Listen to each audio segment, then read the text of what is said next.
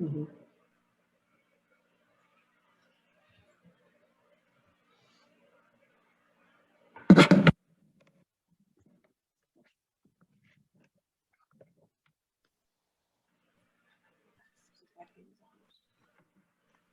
Jeez.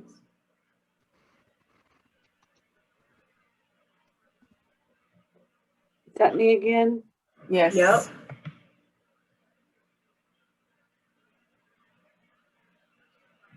Okay.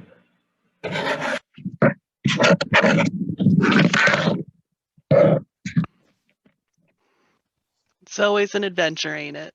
I know.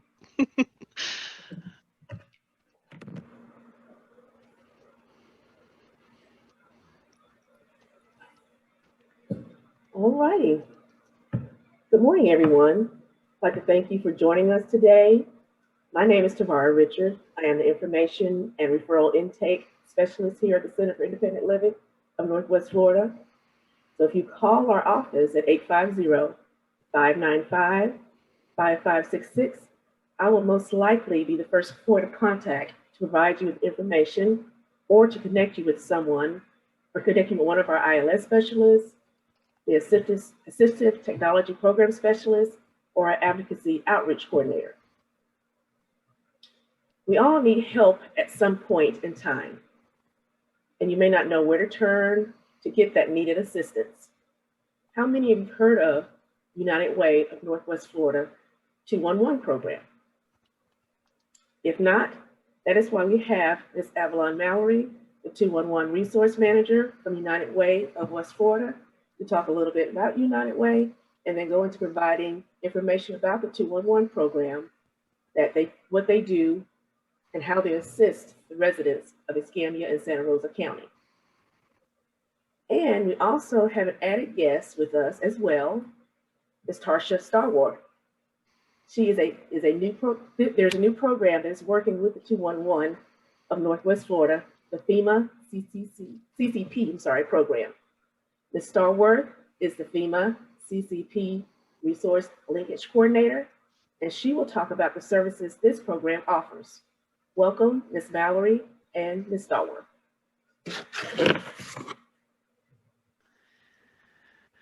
Good morning. Let's see. Would you like me to get started? Yes. All right. Hi, my name's Avalon Mallory. I often go by Mal. I'm the resource manager with 211 Northwest Florida. The absolute broadest description that I can give about 211 is that we're an information referral line that assists with connecting people in need with places that might be able to help 24/7, 365. 211's a nationwide program, so if you're anywhere throughout the United States or Canada, you can give a call to 211 and be directed to the local 211 for the area that you called in for. Our specific 211 in 211 Northwest Florida covers an 8-county area, which is Bay, Calhoun, Escambia, Gulf, Holmes, Jackson, Santa Rosa, and Washington counties. And CIL has invited me to explain a bit more in depth about what it's like for clients calling 211. When a person's in crisis, it's hard to imagine what to do, who to contact, what's the first step that I need to make, who do I call? It could be a new crisis, it could be an ongoing crisis in which you're struggling and you're trying to handle it all on your own, you don't know what to do. Who do you call when you get an eviction notice? Or if you don't have the money to get jackets for your kids and it's suddenly cold outside? Or you've been furloughed from your job and you only have enough money to either pay for your power or pay and get food for your family. What do you do? How do you make this choice? 211 acts as a resource for the community to connect those in need with those who are available that might be able to provide assistance. Our INR specialists, our information referral specialists, act as a bridge between those clients and those agencies. They're an unbiased listening ear to callers to help find programs that might help with the primary need and also listen out for those underlying needs a caller might have. Let us take that last example and walk through the process of calling 211. And for simplicity's sake, let's just call our client Jane. So Jane Doe has been furloughed from her job because of COVID. It's just Jane, her partner, their 2 kids, and because of Jane's loss of income, the only income that they have left is her partner's disability, and that disability only covers the rent, and that remainder of money can either cover part of the power bill or get food for the 4 of them, but not both. So Jane's heard about 211 calls 211. Our phone system is set up with a short menu, and Jane presses 1 to talk with an INR specialist. If there's a queue, which sometimes there might be, she can enter her phone number for a call back from 211 when her number comes up in the queue. And when her number comes up in the queue, an INR answers her call, and she's asked, "What may we help you with today?" And Jane explains her situation to the specialist about how she's been furloughed from her job. She no longer has that income, that her husband's only got his disability, and it's her 2 kids, and they can pay their rent. But what about their power? How are we going to feed our family? And how can we choose which one to prioritize? So the specialist may ask her some demographic questions. Just confirm how many children and adults are in the household, which there are 4. What sort of income does the family have? Just his disability. Is there a veteran in the household? No, there isn't. And does anyone in the household have a disability? Yes, her husband. And these questions assist the INR specialist in knowing what programs that Jane and her family might qualify for. The INR specialists start with that primary need, food or power. That's their primary need, that primary choice. We have in the 211 database a list of agencies that might help with food and a list of agencies that might help with your power. The specialist might also ask Jane, have you applied for SNAP or food stamps? Have you called the power company to see if they might be able to work with a payment plan or give you an extension? Our INR specialist might also talk with Jane about her secondary underlying need, the insufficient household funds. Has Jane applied for unemployment? Has she talked with a program like Career Source to see if there are other jobs for her to apply to? And after they talk with Jane about her primary and underlying needs, they'll always ask, is there anything else that you'd like us to look up? Sometimes callers have unrelated needs from their original call purpose, and the INR staff will at least give them the opportunity that if there is another need, to just ask, just in case. If there are not any other needs, Jane will be told, hey, we're 24/7, you can give us a call back at any time. This is not an uncommon call that we get at 211 where someone is in need of food or in need of power or in need of help with paying their rent, especially since COVID, there's been an increase in folks calling because they need help with food, they need help with utilities, they need help with rent. They're robbing Peter to pay Paul and taking their money out of their power budget to pay for food, and then suddenly their power bills come up due or their rent has come up due. And it's not uncommon to have folks calling in overwhelmed with, what do I do? How do I make this choice? And what can I do to help my family? 211 is available 24/7 right now. If we get off the phone, we have INR specialists available to call. And we're also specifically available during disasters. Many of you remember Hurricane Sally a couple months ago, where we got hit by a Category 2 hurricane in the area. And during that disaster, while the hurricane is hitting, we had an outpost in the Emergency Operations Center where our specialists were able to still continue taking calls. And our database had lists of what shelters are open, how do we get to the shelters, where are the points of distribution for food, for water, for supplies, for tarps. Was there a curfew? Is there still a curfew? What bridges can I take or not take anymore? We also had information on how to contact FEMA and the Red Cross about disaster financial assistance. How do I get assistance with debris removal? And where can I place it for the city or county to pick up?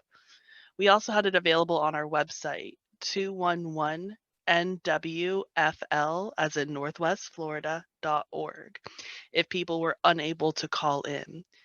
And even if there aren't resources available to you, our INR staff will at least still listen and try and troubleshoot with you.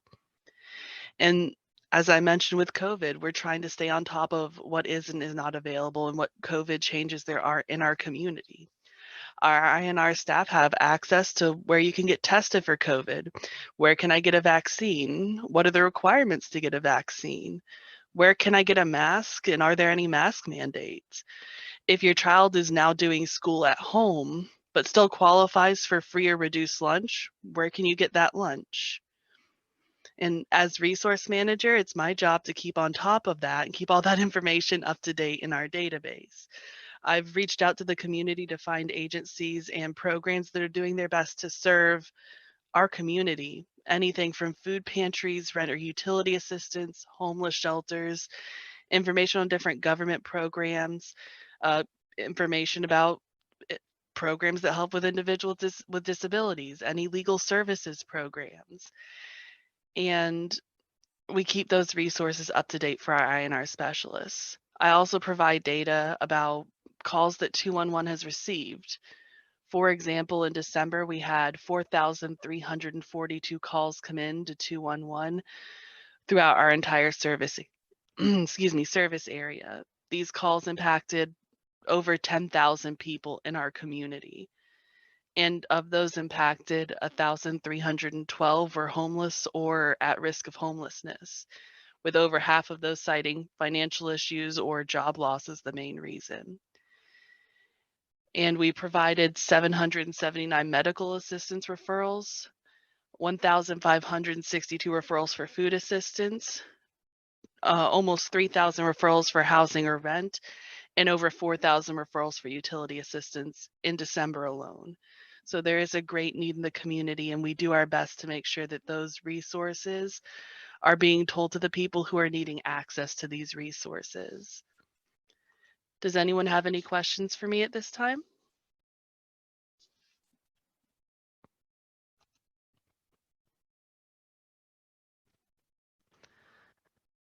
I see Suzanne's got her hand up. Tafar, I'm not quite sure how we ask questions on here.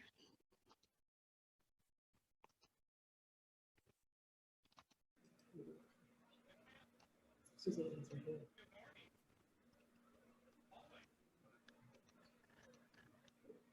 I see there's a Q&A box. Suzanne, would you mind typing it in there?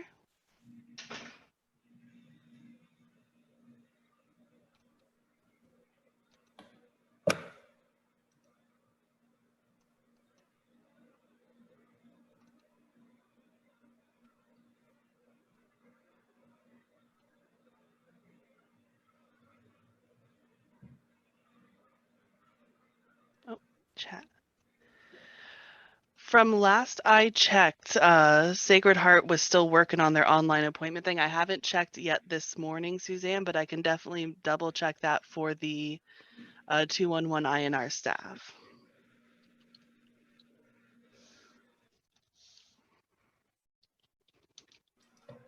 Okay, we have a question. How do we ensure our agency is listed correctly on 411 or 211 with updated address and contact numbers? I'm mostly at my desk. I've been throughout all of COVID pretty much working from the office as one of the few people who are in the office because I've got access to my phone here. And I'm also going to put in the chat to everyone my email and my phone number for my desk. You can reach out and we can do an update as quick as 5 minutes and get it updated in the database.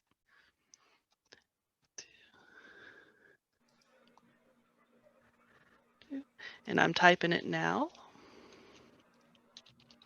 Done.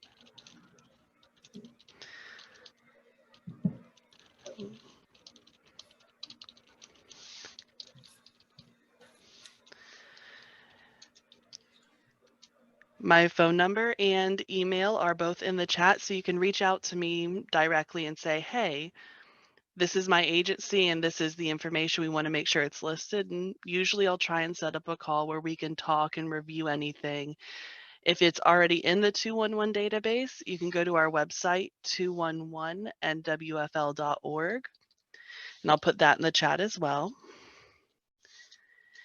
and verify what's listed for your agency. And if that's not right, you can, like I said, always reach out. We do have, based off of our AIR certification, which is the certifying body for 211s, we have to have a yearly update. So usually we'll try and reach out to agencies that are in our database once per year to make sure everything is up to date. We had a few questions that came in before. Mm-hmm. Is there a special program online that's dedicated to veteran population? There is. There's a program through the state of Florida called the Florida Veteran Support Line. It's a program specifically run for veterans by veterans. I myself am not a veteran, so I don't know some of the more specific paths that individuals may have to take, different challenges that someone might experience with the VA, with post-returning from their military service. And the Florida Veteran Support Line is staffed specifically by veterans who would have more information, who have some tips and tricks, that know some of the ins and outs, that are willing to work and do some case management if need be with veterans calling in. And if you give me a minute, I can also post that number in the chat. So they're employed with United Way as well? They're with the state of Florida, affiliated with 211s. So it's a state of Florida program that you can call if you're in the state of Florida and you're a veteran, to work with the veteran care coordinators. Let's see. I know you guys work with Scandian Santa Rosa. Is there a 211 program for Okaloosa and Walton County? Yes, there is. They're run by Panhandle 211, and I can also pull that number up as well, or give you a list of those numbers to send out to everyone after the webinar, because I know that there's a lot of different resources in Okaloosa and Walton that may not be in our database because they don't serve Santa Rosa, or on the other side, Holmes, Washington, or Bay County. And is there an actual 10-digit number to call besides 211? Because some people will tell them call 211 and they don't believe you, that just dial 211. Is there actually 10-digit number to call? There is. There's a toll-free number that's 855-420-8689. And again, I'm going to put that in the chat. Got a list of things I'm looking up for you now. The Florida Veteran Support Line number, I'm also posting in the chat. That's this second one here. It's the 844 My Florida Vet. That takes you to the hotline number, of which then if your client is based in a different location, say Okaloosa or Walton, or if they are in Tallahassee or in Tampa, or you're working with someone who's not in our county area, they can direct to there. Okay. And one more. If an agency is having a special event like a food giveaway that's coming up maybe Saturday, and somebody calls in saying they need food, how do you get that information, you know, to supply that to the people that call in? If an agency is having what I'll call a one-off event, it's not something that you're doing regularly, it's something that happens maybe once in a blue moon, or you have some extra funding and you decide, I'm going to do a food giveaway. Or I know Legal Services has the occasional legal fair that they do, that you can always reach out to 211 and say, hey, we have this event coming up, let folks know. And we'll have that information sent out to the INR staff to let them know there's a mobile food distribution happening. A national night out is happening at this date and this time. There's school supply giveaways at this date and this time. For the Christmas assistance, we had lists of different programs doing Christmas assistance. So different one-time events, or events that aren't year-round regular events.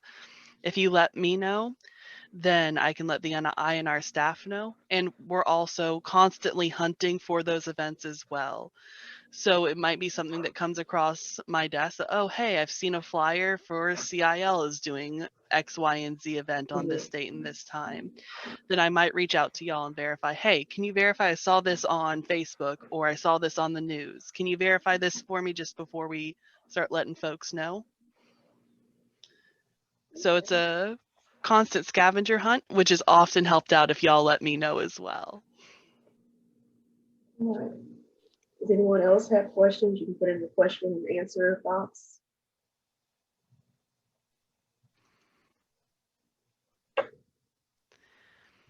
Okay. Well, Mal, have you done your spiel? That's all for me. I know that we also have Tarsha with us. Tarsha is working with the Fema Ccp program. She'll be able to explain a little bit more about how that program is working, and it's working in conjunction with 211 right now.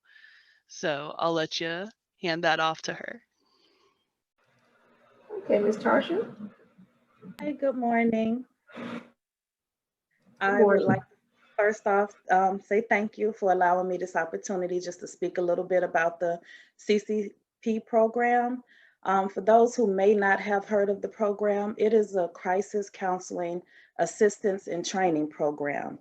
It's a short-term disaster relief grant that provides assistance for behavioral health support with the disaster response needs when they're beyond what the state capacity can provide. It is federally funded by FEMA and it's administered by SAM. The program was designed to assist individuals and communities in recovering from the challenging effects of natural and human-caused disasters through provisions of community-based outreach and mental health services by providing two types of levels of assistance. The first is the early intervention counselors. They connect with the callers via telephone through precautionary measures with the assistance of 211 due to COVID now. Whereas before they were more, they work face-to-face, you know, or with individual groups like outreach workers.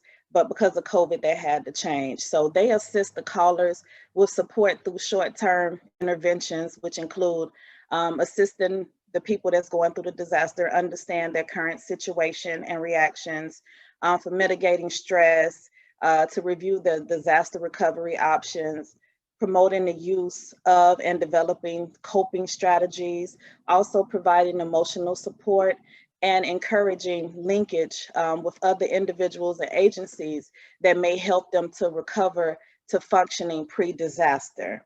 Now, with that, that leads into my position, which is the resource linkage coordinator.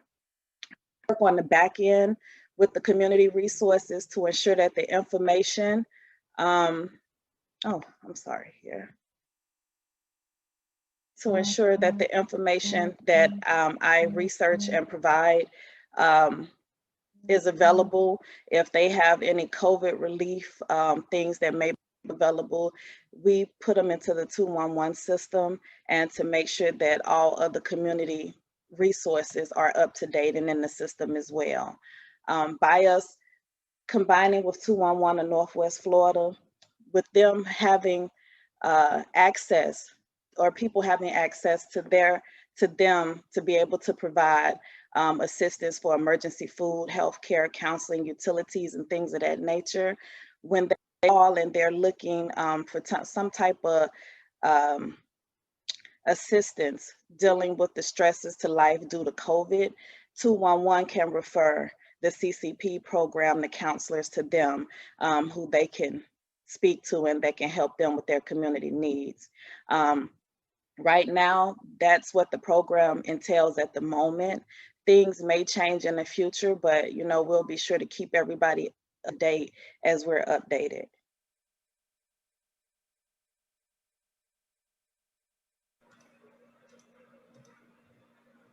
Are there any questions?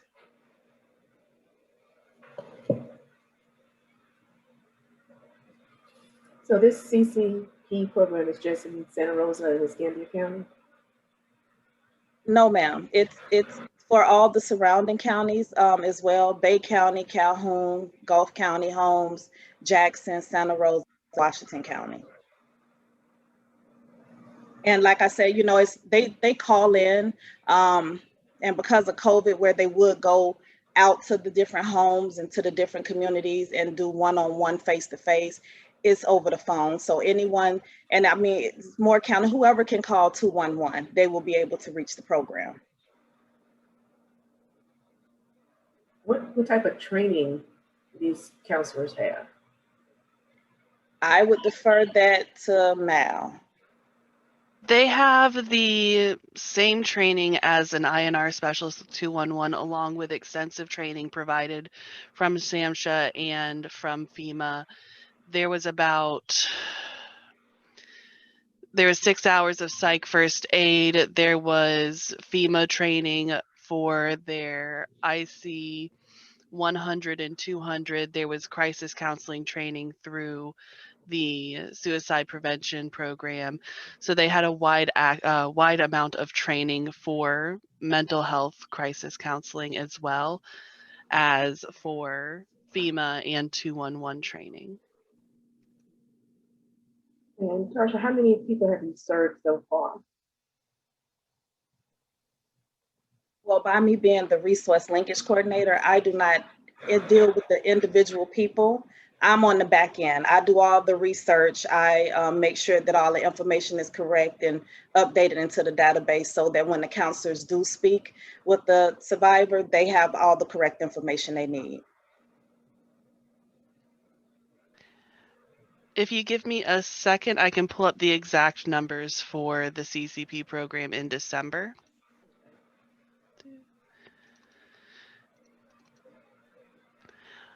Let's see. In December, the FEMA CCP program served about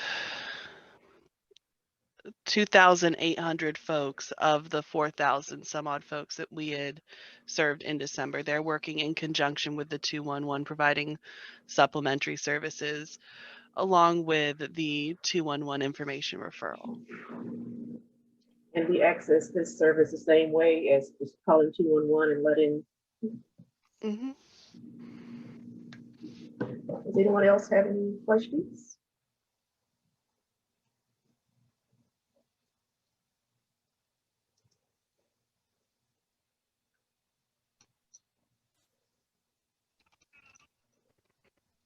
If you don't have any questions right now, you can submit them to info@CILNWF.org, and we'll get those answers for you. Mm-hmm. And I appreciate you giving us some time to talk this morning, Tavara. I know that 211 has referred a lot of clients to CIL. I've seen in the chat Suzanne, and I see there was Miss Judy Naylor with Legal Services. And I know that we've referred a lot of folks. If you have any